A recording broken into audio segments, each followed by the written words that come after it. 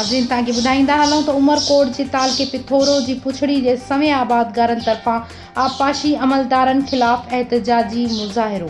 जी नाज़रीन, उमरकोट जे तालको पिथोरो जी पुछड़ी जे समय आबादगारनि तरफ़ां आबपाशी अमलदारनि ख़िलाफ़ एहतजाजी मुज़ाहिरो कयो वियो। रिपोर्ट सैयद अब्दुल रहमान शाह जे मुताबिक़ खाई शाख जी पुछड़ी जे टील जे समय आबादगारनि तरफ़ां एहतजाज कंदे दावूं कयूं वयूं त मुसलसल 2 महीननि खां खाई शाख जी पुछड़ी जे आबादगारनि खे पाणी न पियो ॾिनो वञे, जंहिं सबबि फसल त परे जी ॻाल्हि पर पीअण लाइ पाणी नाहे। आबपाशी अमले ते पाणी विकिरो करण जा इल्ज़ाम हया विया।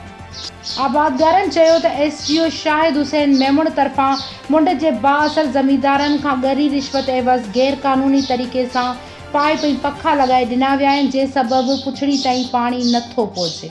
हिननि वधीक चयो त खाई शाख जे आबादगारनि मोहम्मद सूमरो, काज़ी सूमरो, मुमताज़ मरी, हाफ़िज़ सहतो, आलम मरी, मीहल नोहड़ी ऐं ॿियनि पारां एहतजाज कंदे ॿुधायो वियो त राशि करप्ट SDO शाहिद हुसैन मेमण खे फ़ौरी तौरु हटाए असां सां इंसाफ़ कयो वञे। मुंड में गैर क़ानूनी तरीक़े सां पाइप ऐं पखा ऐं गुंदियूं लॻायूं वयूं आहिनि। इन्हनि ख़िलाफ़ क़ानूनी कार्रवाई कई वञे।